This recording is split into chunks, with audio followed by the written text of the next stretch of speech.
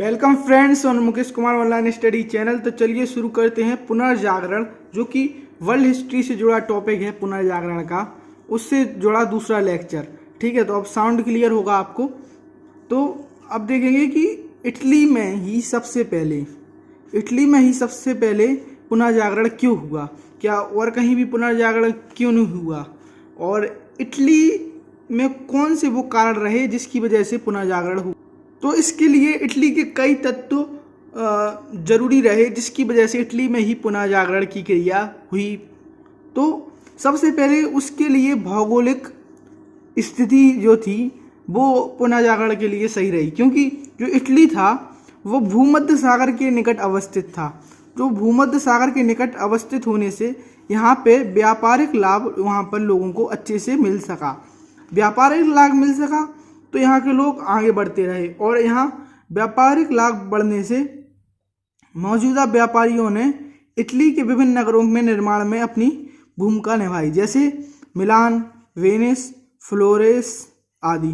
तो ये बहुत से विभिन्न नगरों का निर्माण हुआ क्योंकि यहाँ पे व्यापार बढ़ा, और व्यापार बढ़ने से जब बहुत नगरों का विकास हुआ तो यहाँ पे कई नगर में लोग भी रहने लगे, तो वहाँ पे कलाकारों को शरण स्थली मिली, और विद्वानों ने जो पुनर्जागरण में भूमिका निभाई वो भी कुस्तुनतुनिया से आके यहाँ पे बस गए, क्योंकि ये इटली निकट था कुस्तुनतुनिया के, और वहाँ से भागकर जब कुस्तुनतुनिया का पतन हुआ तो यहाँ पे बसने में उन्हें आसानी हुई, और इटली में विद्वानों को क्या मिला, संरक्षण मिला। तो इस तरीके से इटली में बहुत सारे विद्वानों का संरक्षण मिला, चूँकि उसकी भौगोलिक स्थिति की वजह से भी हुआ, इसलिए यहाँ पे पुनर्जागरण की शुरुआत सबसे पहले हुई दुनिया में। तो अब दूसरा क्या था, दूसरा पॉइंट क्या है, तो यहाँ पे इटली में एक मध्यम वर्ग का विकास हुआ। व्यापार का विकास होने से एक मध्यम वर्ग का भी विकास हुआ, जिसने विद्वानों को क्या दिया, संरक्षण दिया। और वह विद्वानों को संरक्षण दिया तो व्यापारियों ने सामंतों और रूढ़िवादी चर्च व्यवस्था को चुनौती भी दी, क्योंकि रूढ़िवादी चर्च व्यवस्था जो थी वो क्या कहती थी कि ब्याज नहीं ले सकते आप किसी से, और यदि ब्याज लेते हैं तो वो पाप है, और जो ब्याज जैसी क्रियाएं करता था उसे दंड भी दिया जाता था। तो इस तरीके से व्यापारी लोग परेशान थे, इसलिए उन लोगों ने इटली के विद्वानों का समर्थन किया, जिसने पुनर्जागरण चेतना के रूप में चीज़ें आगे बढ़ाई। और सबसे बड़ी बात कि मध्यम वर्ग ने ऐसी गतिविधि की कि वह चर्च व्यवस्था से बच सके, क्योंकि वो चर्च व्यवस्था से क्या थे, बहुत ज़्यादा परेशान थे या असंतुष्ट थे। वो रूढ़िवादी धार्मिक सिद्धांतों को नहीं अपनाना चाहते थे, क्योंकि इस वजह से उनका लॉस दिख रहा था। तो अपने फायदे के लिए उन लोगों ने विद्वानों को शरण दी और नए पुनर्जागरण चेतना की ओर बढ़ने का प्रयास किया या उनको सहयोग दिया। तो इसके परिणाम स्वरूप क्या हुआ, विद्वानों ने अपने विचार जो खुलकर प्रस्तुत किए, और जिसके परिणाम स्वरूप पुनर्जागरण चेतना का विकास सबसे प्रथम इटली में हुआ। और एक तत्व और था कि इटली में प्राचीन रोमन साम्राज्य के चिन्ह थे, और प्राचीन रोमन साम्राज्य में जो इटली वासियों को सोचने के लिए प्रेरित किया कि किस तरह से फिर से मानवता स्थायी की जा सकती है, क्योंकि प्राचीन रोमन साम्राज्य भी मानवता के तत्वों पर टिका हुआ था। और इटली में अनेक विद्वानों की जन्मस्थली रही, जैसे दांते, Michael angel, Leonardo da Vinci बहुत फेमस दार्शनिक या विद्वान रहे हैं। इनकी कलाकृतियों ने सर्वप्रथम इटली के वासियों को जागृत किया या जागृत करने के लिए सहयोग दिया। और कौन सी चीज़ रही थी जिसने इटली में पुनर्जागरण के लिए प्रेरणा दी, तो ये और चीज़ें ये थी, इटली में रोमन चर्च व्यवस्था के प्रमुख के रूप में पोप निवास स्थान था, और पोप प्रगतिशील चेतना से युक्त होकर उच्च शिक्षा पर बल देते थे। जो पोप थे वो किस पर बल देते थे, प्रगतिशील चेतना पर। और फलतः इटली में अनेक आधुनिक शिक्षण संस्थानों की स्थापना भी हुई थी, जिससे पुनर्जागरण चेतना का बल दिया गया या उस पर बल दिया गया।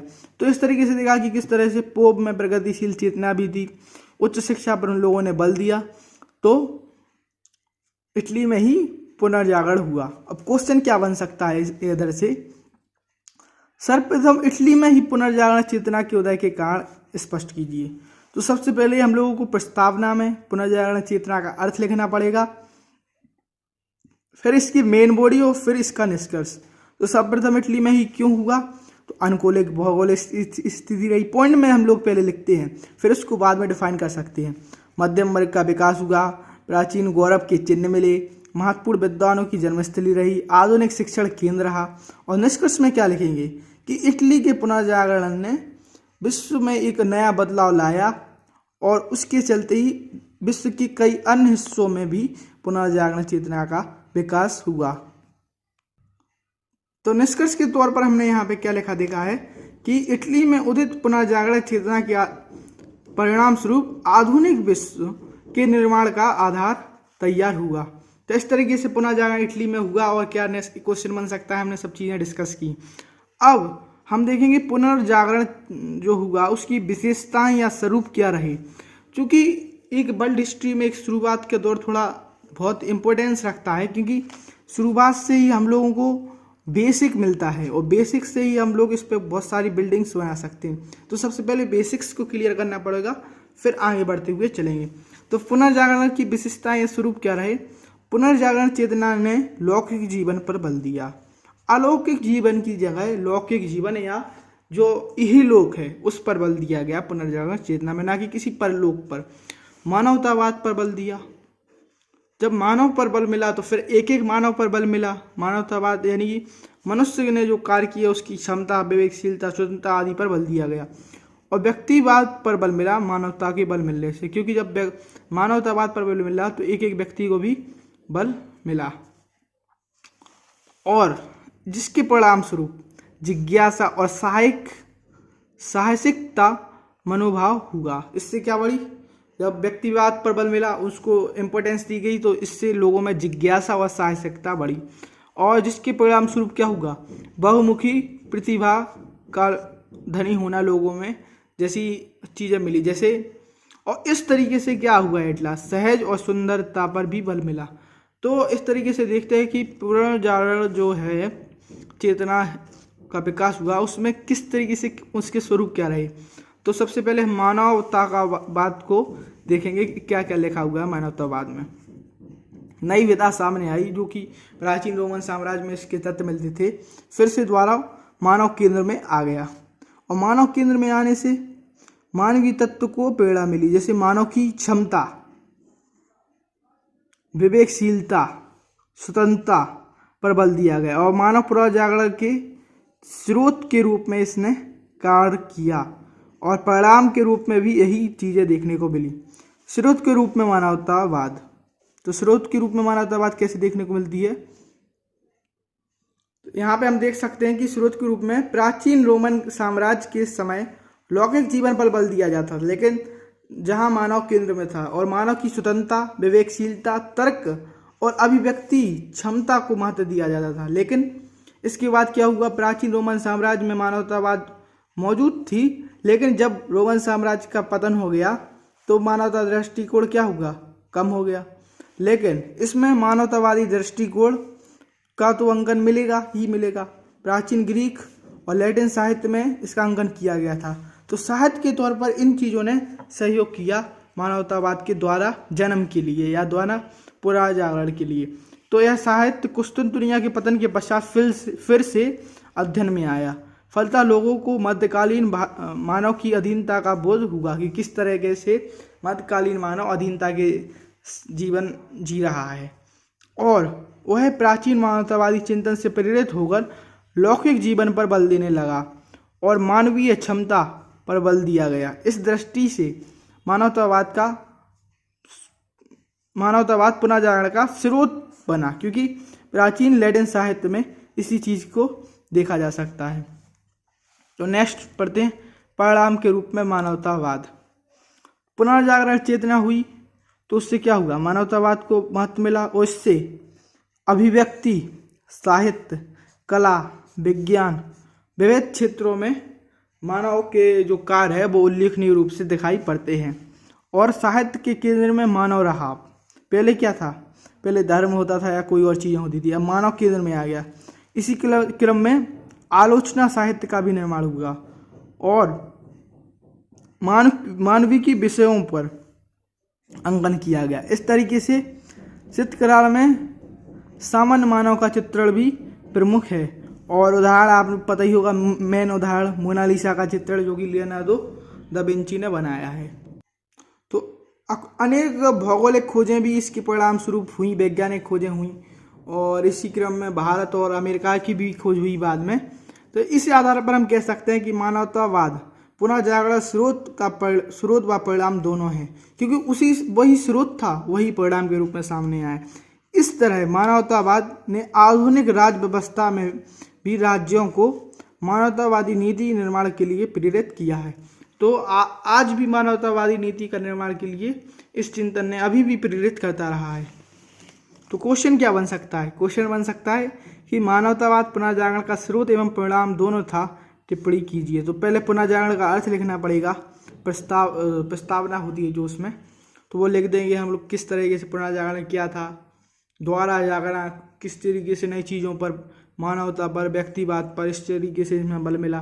फिर मानवतावाद स्रोत के रूप में तो लैटिन या ग्रीक साहित्य में इसका चिंतन मिलता है। परिणाम के रूप में किस तरीके से, परिणाम के रूप में साहित्य, कृतियाँ, मानवतावादी चिंतन और भौगोलिक खोजें, बहुत सारी चीज़ें सामने आईं।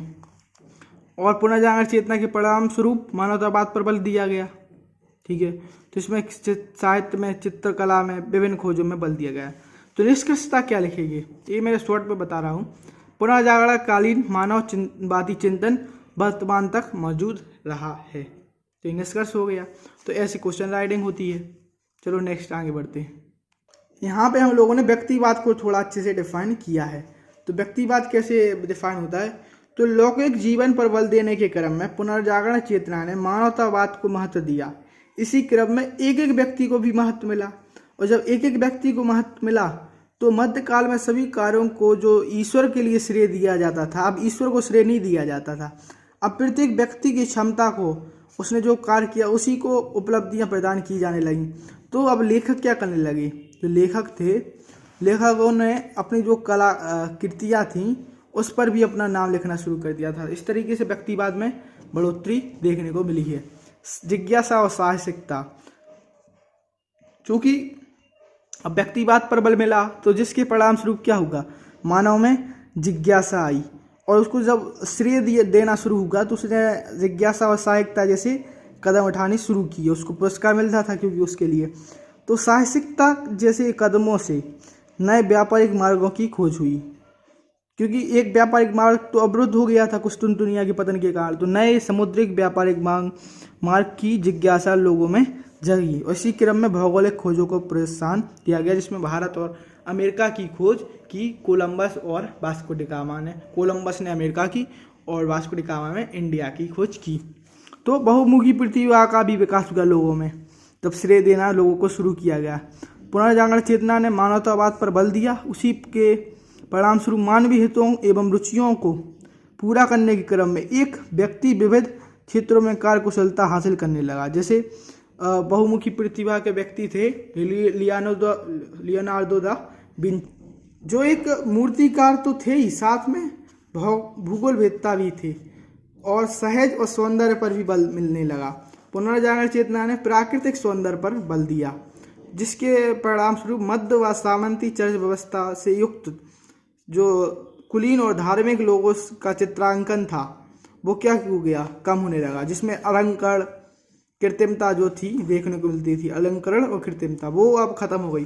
पुनर्जागरण चेतना ने मानव जो था उसको सहज और सौंदर्य पर बल दिया कि वो सीधा सिंपल सारा सिंपल रहे, जिसमें मोनालिसा का एक सामान्य चित्रण सामने आता है जो कि एक नारी थी। ठीक है, तो धर्मनिरपेक्षता पर भी बल मिला।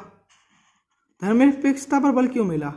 क्योंकि लौकिक जीवन पर बल देने का कारण यही था कि जिससे धर्म की मान्यता या उसके कर्मकांड कम हो और कर्मकांड रहित आचरण लोग कर सके। वस्तुतः पुनर्जागरण चेतना ने धार्मिक आडंबरों को क्या किया, अस्वीकार किया और लोगों को आगे बढ़ने के लिए प्रेरित किया, क्योंकि धर्म को वो एक बंधन के रूप में, आडंबर के रूप में मानते थे। और एक मध्य वर्गीय स्वरूप के रूप में सामने आए लोग। तो पुनर्जागरण चेतना के मध्यम स्वरूप निर्धारण करने में उसके प्रसारकर्ता के रूप में या संरक्षणकर्ता के रूप में मध्यम वर्गीय के व्यक्तियों ने सहायता की। तो क्या हुआ, पुनर्जागरण चेतना सबसे पहले कहाँ पे फैली? इटली में। और वहाँ पे प्राचीन और ग्रीक लैटिन साहित्य से इसका अध्ययन किया गया था। तो जो शिक्षित और बुद्धिजीवियों ने जो है उसके लिए योगदान दिया, तो वो लोग किसकी तरफ से थे? मध्यवर्गीय जो स्वरूप था उसकी तरफ से थे। वो मध्यवर्गीय स्वरूप जो मध्यवर्गीय लोग थे उन्हीं से बिलोंग करते थे। तो इस प्रकार प्राचीन मानवतावादी चिंतन का प्रसार किया। तो साथ ही इटली में व्यापारियों ने जो भी मध्यम वर्ग के लोग व्यापारी भी थे, उन्होंने कुस्तुनतुनिया से भागकर आए विद्वानों को क्या दिया? संरक्षण भी दिया। फलस्वरूप पुनर्जागरण चेतना का प्रसार हुआ, प्रिंटिंग प्रेस का विकास हुआ, अर्थात विभिन्न लेखकों ने अपनी रचना के माध्यम से पुनर्जागरण चेतना का प्रसार किया। इस दृष्टि से पुनर्जागरण चेतना का स्वरूप मध्यम वर्गीय दिखाई देता है। मुख्य रूप से किसने इसमें भूमिका निभाई? मध्यम वर्ग ने। तो अब आगे देखेंगे, किंतु प्रभावों के स्तर पर इसे पूर्णतः मध्यम वर्ग नहीं कहा जा सकता, क्योंकि सिर्फ जो प्रभाव था शुरुआत के तौर पे तो कहा जा सकता, लेकिन प्रभाव के रूप में नहीं कहा सकता, क्योंकि प्रभाव इस पे सिर्फ मध्यम वर्ग पे प्रभाव नहीं पड़ा। इससे एक एक व्यक्ति को भी महत्व दिया गया, मानवता पर बल दिया गया और मानवीय स्वतंत्रता पर भी बल मिला और धर्मनिरपेक्षता पर भी बल मिला, जिससे समाज का जो विविध वर्ग उससे लाभान्वित होगा। समाज के विभिन्न वर्ग को उससे लाभ हासिल होगा। इस तरीके से हम लोगों ने देखा किस तरीके से पुनर्जागरण इटली में क्यों हुआ और इसका स्वरूप क्या रहा। तो इस लेक्चर में इतना ही, आगे हम लोग नए लेक्चर में देखेंगे। अगर आपको लेक्चर अच्छा लगा हो तो लाइक करें, शेयर करें और सब्सक्राइब करें। Thank you and have a nice day, bye. और पुनर्जागरण चेतना के बाद हम लोग वर्ल्ड हिस्ट्री से जुड़े कई अन्य टॉपिक भी पढ़ेंगे। तो थैंक यू, आज के लिए इतना ही।